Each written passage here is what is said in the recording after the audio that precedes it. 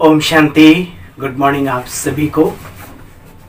बाबा के सिरताज अमूल्य हीरों को, रत्नों को, कोहिनूरों को, नैनों के नूरों को आप सभी को बधाई हो ढेर सारी विशेष आज के शुभ दिवस की। क्यों? आज बाबा का वो दिन है।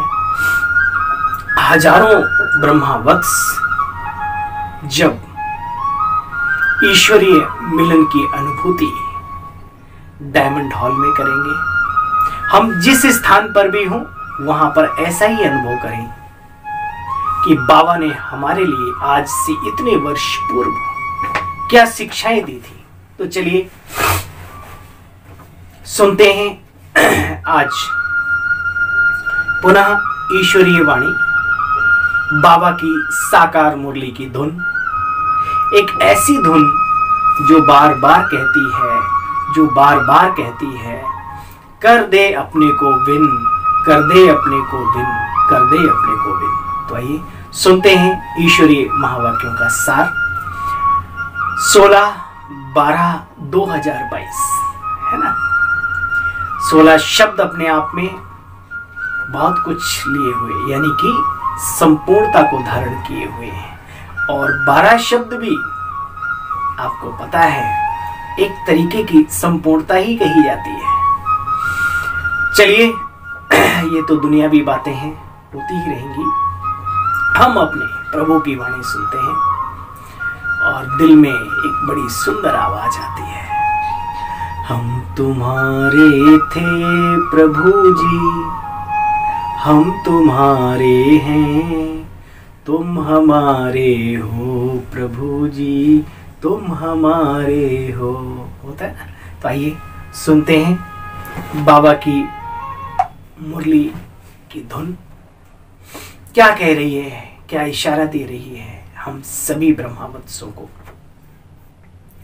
मीठे बच्चे, बाप को और चक्र को याद करो। क्या करो? बाप को और जो बाबा ने सृष्टि चक्र की नॉलेज दी है उसको याद करो, स्मृति में लाओ। मुख से कुछ भी बोलने की दरकार नहीं, सिर्फ इस नरक से दिल हटा दो तो तुम एवर निरोगी बन जाएंगे। प्रश्न: बाप डायरेक्ट आकर अपने बच्चों की श्रेष्ठ प्रारब्ध बनाने के लिए कौन सी राय देते हैं? बाप डायरेक्ट आकर के अपने बच्चों की श्रेष्ठ प्रारब्ध बनाने के लिए राय देते हैं। बच्चे कौन सी? बच्चे अब तुम्हारा, अकेले हम सबका नहीं, सारे संसार का, अब तुम्हारा सब कुछ समाप्त होने वाला है, कुछ भी काम नहीं आएगा।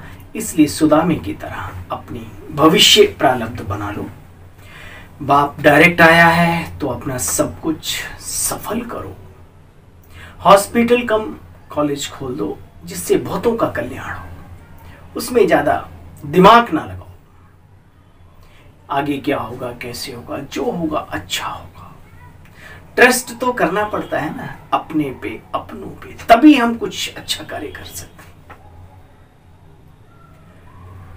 जिससे बहुतों का कल्याण होगा। सभी को रास्ता बताओ, श्रीमत पर सदा चलते रहो। बाबा तो निराकारों पर बैठा है।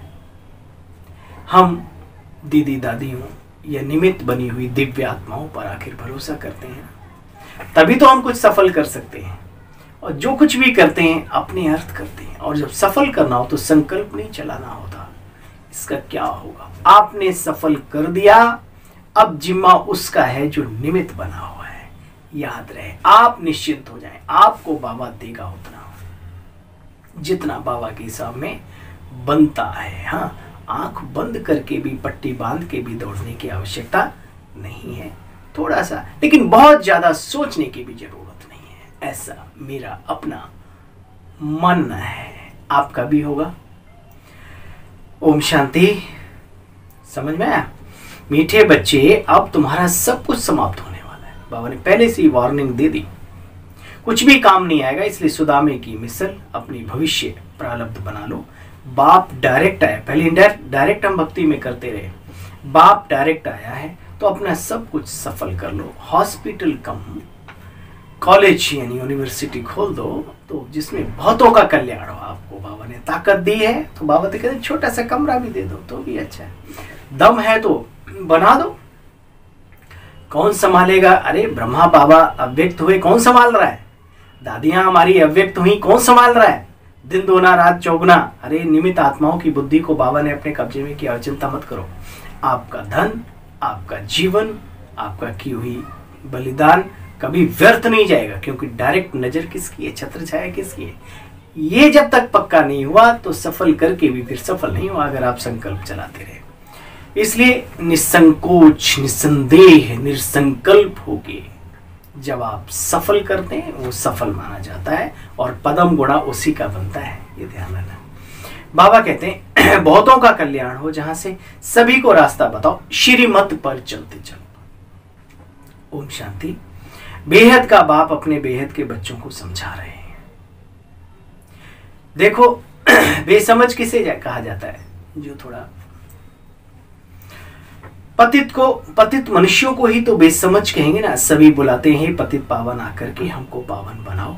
भारतवासी जानते हैं कि सतयुग सतो प्रधान बैकुंठ में ये भारत पावन था, पावन गृहस्थ आश्रम था, गृहस्थ धर्म था, पवित्र। इस समय पतित गृहस्थ जैसे कि अधर्म है, धर्मात्मा पावन को कहा जाता है। इस समय इस भारत में 5000 वर्ष पहले श्री लक्ष्मी श्री नारायण का राज्य था। नर और नारी दोनों पावन थे, तभी तो आज भी पावनता खींचती है अपनी तरफ हम सभी को। खान पान रहन सहन चरित्र सब खींचता है, क्योंकि हम वो मजा चख के आए हैं। देखो बच्चे, आधा कल्प से भक्ति शुरू होती है, हाँ? आधा युग, सतयुग त्रेता युग, तपस्या के बल से, योग के बल से सृष्टि चलती है, सृष्टि के घटनाक्रम को अंजाम मिलता है। द्वापर और कलयुग में फिर वही सृष्टि भोग बल से शुरू होती है। बाबा कहते हैं आज की डेट में सभी, क्या पशु पक्षी कीड़े मकोड़े सब जानवर सब विकारी हो गए। विचार करो, मनुष्य की पवित्रता इन सबको पवित्र बनाएगी। कितनी बड़ी चीज है हमारी। बाबा कहते आधा कल्प, देखो बच्चे भक्ति चलती है, जप तप करना, वेदों का अध्ययन करना अच्छी बात है, चरित्र की सुंदरता होती है, काफी कुछ करना भी चाहिए। लेकिन बाबा कहते गीता में लिखा हुआ है, हे अर्जुन मैं इन सब चीजों से प्राप्त नहीं हो सकता, मेरी प्राप्ति का एकमात्र उपाय है राजयोग, और वो राजयोग मैं स्वतः ही आकर के एक साधारण मानव तन में प्रवेश होकर के सुनाता हूं। कुछ मूढ़मती लोग मुझे साधारण समझकर पहचान नहीं पाते, मेरी ग्लानि करते हैं। प्यारे साथियों, ये वही समय चल रहा है, ये गीता एपिसोड रिपीट हो रहा है, याद रहे। ये न कहना कि मुझे पता ही नहीं था, ठीक है? डायरेक्ट आया हुआ है एक ऐसे रथ में जिसको भाग्यशाली रथ कहा जाता है। बाबा कहते हैं देखो बच्चे, ये सब पहले करते आए द्वापर से लेकर के कलयुग तक, लेकिन अब जब बाबा मिल गया है, रोशनी मिल गई, पट खुल गए हैं, तो फिर भी दीपक जलाने की जरूरत नहीं, जबकि इतना बड़ा प्रकाश का गोला जिसको सूर्य कहा जाता है रोशनी देने को तैयार है। तो बच्चे तुम इन बातों को अच्छी तरह से जानते हो। देखो बच्चे, पतित पावन ज्ञान का सागर तो एक पिता परमात्मा है, ज्ञान का सागर उसे कहते हैं, ज्ञान की देवी सरस्वती को कहते हैं, है ना? इस तरीके से बाबा कहते हैं प्रकृति का कोई भी तत्व जो खुद ही अभी वो पावर में नहीं है, तो वो हमें पावन कैसे कर सकता है, जबकि पतित पावन परमात्मा को कहा गया है। तो इसलिए बाबा कहते हैं पानी स्वच्छता देता है, प्रदान करता है हमें जीवन में, बहुत सारी जड़ी बूटियों से टकरा के आने के कारण से भी हमारे को स्वस्थ भी प्रदान करता है। बहुत सारी काया की जो रोग हैं वो नष्ट होते हैं, लेकिन आत्मा की जो पवित्रता है वो परमात्मा की याद में, पक्का याद रखना इस बात को, ठीक है? बाकी हाँ, हमारी भावनाएं श्रेष्ठ पांचों प्रकृति के तत्वों के लिए ही क्यों, इसी पूरे ब्रह्मांड में जो कुछ भी है, हमारी संस्कृति, हमारी भारतीय संस्कृति कहती है हमने सबका सम्मान किया है और करते रहेंगे, लेकिन जो सत्य है उसको भी अंदर में धारण करके चलना है। देखो बच्चे, यही भारत कितना महान था। देखो सोमनाथ का मंदिर द्वापर में बनाया, बाबा कहते हैं आज से 2500 वर्ष पूर्व। क्या गजब का लूट लूट के ले गए लोग। तो जब हमारे पास था तब तो हमने इतना लगाया, उसमें कितने हीरे जवाहरात आदि थे। बाप तो ज्ञान का सागर है, बैठकर बच्चों को ज्ञान देते हैं। आधा कल्प बच्चे भक्ति चलती है। पहले अव्यभिचारी भक्ति होती है। अव्यभिचारी माना एक निराकार, एक शिव की। चारों तरफ आप देखेंगे शिवालय बने हुए हैं, मंदिर बने हुए हैं शिव के। शिव के आराध्यों, शिव की आराधना करने वाले जो भक्त हैं उनकी बड़ी महिमा है। फिर बाद में शिव को छोड़ के फिर देहधारी देवी देवताओं की, फिर उसके बाद में और अब तो टिवाटे चौराहे की, पता नहीं भक्ति भी तमो प्रधानता में चली गई है ना। अंत्र मंत्र तंत्र विद्या षड्यंत्र ये सब कुछ उसी में आ गया। लेकिन पहले उससे एक निराकार बड़े बड़े राजे महाराजे शिव को ही मानते थे। बाबा कहते देखो बच्चे, अभी विचारी भक्ति थी, शिव की ही पूजा करते थे, फिर देवताओं की करने लगे। अभी तो बच्चे बात मत पूछो, अभ्यविचारी भक्ति हो गई। भक्ति करते, शास्त्र पढ़ते पढ़ते देखो सब भगत हो गए। कहते हैं हे प्रभु आकर के रक्षा करो। किसकी रक्षा करें, कौन करे, कहां से आए वो, इन बातों को तुम बच्चे जानते हो। बाप कहते मैं देखो निराकार कैसे आकर के तुम बच्चों को पढ़ाता हूं, ईश्वरीय नॉलेज देता हूं। बैल पर कोई सवारी थोड़ी है, हमारी सवारी बैल पर क्यों दिखाई, गाय क्यों नहीं दिखाई या कोई और क्यों नहीं दिखाया। तो बाबा कहते हैं मैं तो साधारण मनुष्य तन में प्रवेश करके आता हूं। पुरुष तन है ना, प्रजापिता ब्रह्मा बाबा का भाग्यशाली रथ है ये, है ना। नंदी भी है शिव बाबा का, और नंदी के भी यहाँ पे दिखाते हैं कभी कभी भ्रकुटी में एक आंख जैसी, है ना। तो बाबा कहते हैं इनका नाम है भागीरथ, भाग्यशाली रथ। कहते हैं ना भागीरथ ने गंगा लाई, कौन सी, ज्ञान की गंगा, ज्ञान सागर से ज्ञान की गंगा लाने वाले भाग्यशाली रथ। बाबा कहते इनका नाम भागीरथ अर्थात भाग्यशाली रथ, क्योंकि पहले पहले यही बाबा का, शिव बाबा का ज्ञान सुनते हैं और फिर हम सबको सौभाग्य प्राप्त होता है ब्रह्मा मुख से।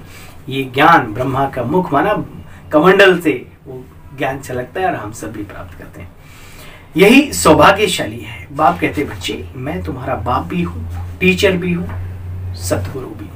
तुमेव माता च पिता तुमेवं, तुमेव बंधु च सखा तुमेवं, तुमेव विद्या द्रविड़ मम देव देवा। सब कुछ तुम ही हो। किसके लिए, उस एक शक्ति के लिए कहा जाता है, किसी देहधारी देवी देवता के लिए नहीं, किसी मनुष्य के लिए नहीं। सदगति करके तुम बच्चों को साथ ले जाता हूं। देखो बच्चे, बाप का फरमान है निरंतर मुझे याद करते रहो, अपने को आत्मा समझ भ्रकुटी के मस्तक के बीच और मन को बाबा में, परमात्मा में लगाना, शिव बाबा में। इस बाबा की बात नहीं, उस निराकार शिव बाबा की बात। बाप का फरमान है बच्चे मुझे निरंतर याद करो। तो योग अग्नि से क्या है, पाप नष्ट होंगे। तो बच्चे कहते हैं बाबा हम आपको क्यों नहीं याद करेंगे। हाँ भाई, ये बात जमी थोड़ी सी, जरूर याद करेंगे, जिससे इतनी ऊंची प्राप्तियां होती हैं, जीवन सुख और शांति सद्गुणों से भर जाता है। हम क्यों नहीं मेडिटेशन करेंगे, अवश्य करेंगे, औरों को भी सिखाएंगे, ये हमारे जीवन की सफलता होगी। बच्चे बाप को याद करेंगे तो विक्रम भी विनाश होंगे, आत्मा सतो प्रधान बन जाएगी। देखो बच्चे, इस याद से, इस राजयोग से, हे अर्जुना, राजयोगा विकर्मो दग्धा। राजयोगा एक जीवन जीने की कला है। इसके लिए हमें घर परिवार छोड़कर भागने की कहीं आवश्यकता नहीं। आप जहां पर हैं, जैसे हैं, बस ये टेक्निक सीख लें, वहीं आप सफल हैं। बाबा कहते हैं इस याद से ही तुम निरोगी बनेंगे, पाप भस्म होंगे, तुम बच्चे पावन बन जाएंगे। बड़ी भारी कमाई है। अच्छा बच्चे, घूमो फिरो, मुझे तो याद करो, चलते फिरते टहलते। अच्छा, इधर उधर भी आना जाना पड़ता है कार्यवश, तो भी जाओ, कोई मना नहीं है। सिर्फ मुझे याद करते रहो, ये प्रैक्टिस करनी है। याद से हम 21 जन्मों के लिए निरोगी बन जाएंगे। कोई तकलीफ की बात नहीं बच्चे, मन से याद करना है, मन मनाबो होना है। कर का मन का डार दे और मन का फेर, माला फेरत जुक भयो फिराद मन का। अब वहां पर हमारे पास ये नहीं बताया कि मन का किसे फेरें, किस स्वरूप को याद करें, किस शक्ति को याद करें। यहां पर बाबा ने क्लियर कहा, मन ही मन मुझे याद करो, मेरे स्वरूप में स्थित कर दो, भव हो जाओ, मेरे स्वरूप पर टिक जाओ। यहां बैठे तुम बच्चे बहुत कमाई कर सकते हो, बहुत कमाई करते भी हो। बाप कहते हैं तुम चक्रवर्ती राजा बन जाते हो, लेकिन बनते वही हैं जो संगम पर राजाई संस्कार धारण करते हैं। ये तुम्हारा अंतिम 84वां जन्म, विनाश तुम्हारे सामने खड़ा है। मृत्यु लोक का विनाश, अमर लोक की स्थापना भी बच्चे हो रही है। अमरनाथ बाबा से हम सत्यनारायण बनने की सत्य कथा सुनते हैं। बच्चे तुम जानते हो भक्ति में कितना खर्च आदि करते हैं। बाबा बार बार कहते हैं बच्चे, बाप सच बताए सचखंड की स्थापना करते हैं। फिर बाप कहते बच्चे, कैसी भी अबलाएं हों, गणिकाएं हों, अहिल्याएं हों, उस स्वर्ग का मालिक वो बन सकती हैं अगर वो तरीका सीख लें। कब? पहले का जीवन छोड़ो। इसलिए भक्ति मार्ग में दिखाया है किन किन का उद्धार किया है उस ईश्वरी सत्ता ने। वो एक साकार रूप दिखा दिया। वास्तव में वर्तमान समय की बात है और शरीर की बात नहीं, ये आत्मा की बात है। आत्मा कितनी भी पतित है, बाबा आकर के स्वीकार करता है और जब से बाबा के बने फिर वो आगे बढ़ जाती है। बाबा तो बाबा का कहने सभी को संदेश दो, गिरे को गिरा सोचकर उसे छोड़ नहीं दो, उसे भी संदेश बाबा का दे करके बाबा के कलेजे से लगाओ, आगे बढ़ाओ। बाबा कहते हैं देखो बच्चे तुम्हारे पास रखा ही क्या है। भल बहुत बड़े बड़े महल हैं, सब कुछ है। बच्चे सतयुग में गरीब से गरीब के पास भी बहुत ऊंचे ऊंचे महल होंगे। बाबा ने एक नाम लिया, जैसे आजकल व्हाइट हाउस है, तो वहां तो सतयुग में तो एक बिल्कुल। इसलिए बाबा कहता लास्ट बच्चा भी मेरा आज की दुनिया में सबसे ऊंचा सबसे महान है। ऐसी कंपनी में, किसकी कंपनी मिली है हमें? भगवान की। किस स्कूल में एडमिशन लिया है हमने? विचार करो, आने वाले समय में सारी बातें याद आएंगी, दुनिया तरसेगी और बाबा की कृपा हम सब पर बरस रही है और भी बरसेगी, बशर्ते हम चलते चलें। देखो बच्चे, चांदी सोना क्या क्या होता है, बड़ी सस्ताई होती है बच्चे। अब बाप कहते बच्चे सुदा में मिसल अपना सब कुछ जो कुछ भी है। आगे चना गुरु मात दिए तैति ही तै तुम लीने, चाबी हमें नहीं देने। और आज फिर चावल की पोटली छुपा रहे हो। तो बाबा कहे कहे करके सफल कराता है भाई, और कह करके भी कोई नहीं सफल करे तो उसको क्या कहें मेरे भाई, है ना।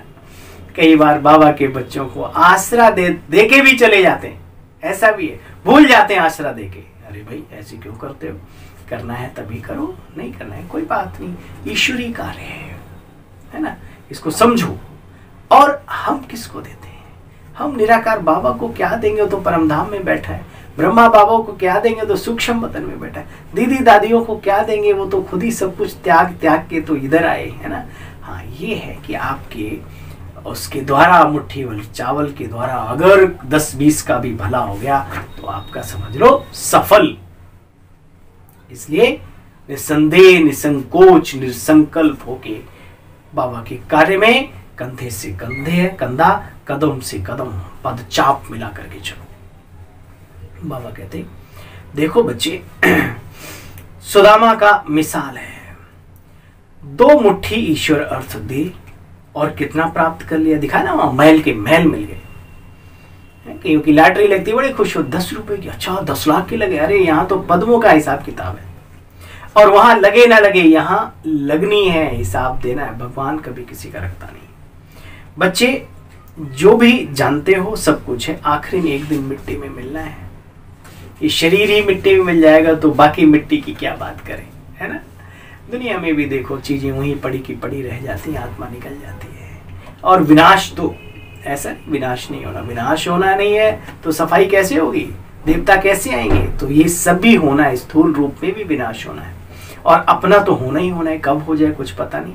अभी मैं आपसे बातचीत कर रहा हूँ वीडियो के माध्यम से, अच्छा मैं निकल जाऊँ तो किसी ने गारंटी ले रखी है, ताला लगा रखा है क्या भ्रकुटी में तो बाबा कहते हैं इसलिए बच्चे भविष्य की कमाई करो जो तुम्हारे अनेक जन्मों में काम आवे।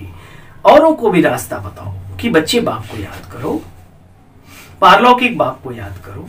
फिर बाबा ने एक बार फिर याद दिलाया, बच्चे अहिल्याएं, कुब्जाएं, गणिकाएं जो भी हैं, कमजोर से कमजोर आत्माओं को भी सभी को ये रास्ता बताना है। बच्चे दुनिया में हैं और किसी बात पर हंगामा नहीं है। ये ब्रह्मा कुमारी बहुत श्रेष्ठ कार्य करने हैं, लेकिन कहीं ना कहीं दिल में कुकड़ू होती है ना, पता किस लिए? सुनो, पवित्रता पर ही हंगामा होता है। हाँ, विष नहीं मिलता है तो फिर अत्याचार करने लगते हैं। अरे भाई, जीवन साथी के ऊपर अत्याचार करते हो, किस स्कूल में पढ़ के आए, किस ब्राह्मण से सीख के आए आप, कौन से शास्त्र में पढ़ के आए हो?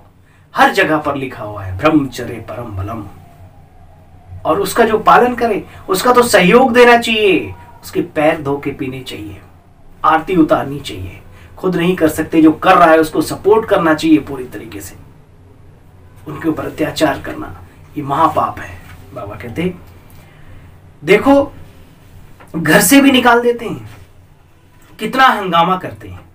बाबा कहते इस ज्ञान में बच्चे विघ्न तो पढ़ने हैं, वरना ये श्री विश्वविद्यालय उत्थान की ओर कार्य कर, चरित्र का उत्थान करता है। जिनका पतन हो चुका है, ऐसे विद्यालय को तो कितने अवार्ड मिलने चाहिए, मिलते भी है। जो समझते हैं इन बातों को देते हैं, हमारी बहनों को सिर माथे चढ़ा के रखते हैं, बाबा के कार्य को मान समझते हैं वो। लेकिन जो नहीं समझते हैं, आधे कच्चे आधे पक्के, ना उन्हें भक्ति का ज्ञान है ना दुनिया का ज्ञान है, उन्हें पता ही नहीं कुछ, वो ये फिर टुच्चे गंदे काम करते हैं।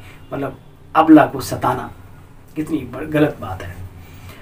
अबलाओं पर बहुत अत्याचार होते हैं और सत्संगों में ऐसी कोई बात नहीं, वहां कोई खान पान या कोई रहन सहन या प्योरिटी पालन करना। अरे कई जगह तो शादियां कराते भी है ना, कि भाई जोड़े जोड़े बना देते हैं, तो वहां थोड़ी ना कोई अत्याचार होगा। वहां तो बस ठीक है, एक धुन पकड़ लो, एक माला जाप कर लो या कोई एक गुरु का मंत्र ले लो, बस हो गया काम। लेकिन यहाँ नहीं, यहाँ तो जो बाबा ने नियम संयम धारणाएं बनाए, हम नर से नारायण की पदवी प्राप्त करने जा रहे हैं, तो नियम संयम तो हमारे इस मनुष्य जीवन का श्रृंगार है। उस श्रृंगार को बाबा कहते हैं हमेशा सुसज्जित रहो उन श्रृंगारों से। देखो बच्चे, विघ्न तो यहाँ पढ़ने हैं। तुम बच्चे जानते हो पावन दुनिया का आखिर मालिक बन रहे हो। बाप का फरमान है बच्चे, इस अंतिम जन्म में पवित्र बनो, मुझे याद करो तो तुम्हारे विक्रम विनाश हो। गीता में लिखा हुआ है, देह सहित देह के सर्व धर्म परित्यज्य मामेकम शरणम व्रज। अब वास्तव में बच्चे, श्री कृष्ण तो देहधारी हैं, तो देहधारी तो नहीं कह सकता कि देह के सब धर्मों को त्यागो। ये अशरीरी अव्यक्त अलौकिक वो निराकार शक्ति कहती है, दैहिक दुनिया से नाता तोड़ो, मुझ निराकार दिव्य शक्ति ज्योति पुंज से नाता जोड़ो। यहाँ की बात है। भगवान तो सब आत्माओं का पिता है ना, कोई भी धर्म हो, किसी भी देश में हो, सभी का पिता है। वो एक है, हम अनेक हैं। हम एक हैं और एक के हैं आत्मा रूप में। शरीर के रूप में तो फिर अलग अलग सिस्टम बढ़ जाता है। शरीर का लोन लिया हुआ है, ये है भाग्यशाली रथ। इनको खुशी तो होती है ना कि मेरा शरीर भगवान के कार्य में आता है। इस शरीर में बाप आकर के बच्चे सबका कल्याण करते हैं। बाकी बैल आदि की बच्चे बात नहीं है। इन बातों को नया कोई क्या समझे, इसलिए मैं क्षमा चाहता हूं आप सभी से, जो इस वीडियो को नए लोग देख रहे हो, जो बातें समझ में नहीं आ रही हो, तो मैं समझाना चाहता हूं। पहले आप प्रजापिता ब्रह्मा कुमारी श्री विश्वविद्यालय के राजयोग प्रशिक्षण केंद्र में जाकर के 7 डेज का कोर्स जरूर करें, तब इस मुरली का आनंद कुछ और है ना। अच्छा, मीठे मीठे सिकिलदे बच्चों प्रति माता पिता बाप दादा का याद प्यार और गुड मॉर्निंग। रूहानी बाप की रूहानी बच्चों को नमस्ते बोलो भाई। हम सब रूहानी बच्चों की रूहानी बाबा आपको भी नमस्ते नमस्ते नमस्ते। बाबा भी कहता, बच्चे रहो सदा मुस्कुराते हंसते, ठाका नहीं मुस्कुराते हंसते। इस अंतिम जन्म में संपूर्ण पवित्र बन बाबा की याद में रहना है। इस पतित दुनिया से दिल हटा लेनी है। सुदर्शन चक्रधारी बनना, हॉस्पिटल कम कॉलेज खोल अनेकों का कल्याण करना है। हर कदम पर सुप्रीम सर्जन से राय जरूर लेते रहना, श्रीमत जरूर लेते रहो। कैसे लेते रहो? अपनी दिव्य बुद्धि योग के आधार से। कुछ नहीं समझ में आए, बाबा के हाथ में बैठ जाओ। रात को सोने से पहले संकल्प बाबा को दे दो, बाबा ये मुझे समझ नहीं आ रहा, मैं क्या करूं। आपको उसका उत्तर अवश्य मिलेगा, चाहे स्वप्नों के माध्यम से मिले, कोई साउंड के माध्यम मिलेगा आपको उत्तर। लेकिन तब जब आप अपने संकल्प को बाबा को समर्पित करके निश्चिंत होके सो जाएं।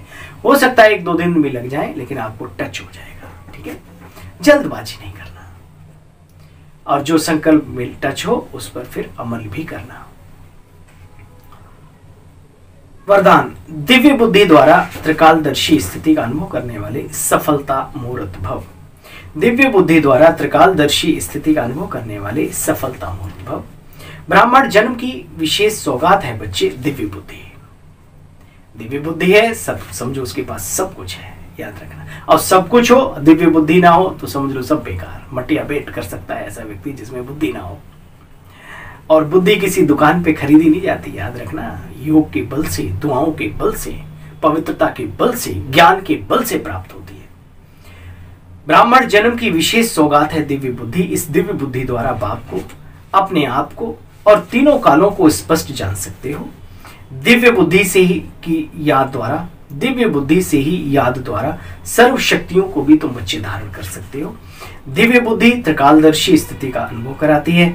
उनके सामने तीनों ही काल स्पष्ट होते हैं। कहा जाता है जो सोचो, जो बोलो, पहले आगे पीछे का सोच समझ कर करो। चाहे बोलना हो, सोचना हो, करना हो, पहले, है ना।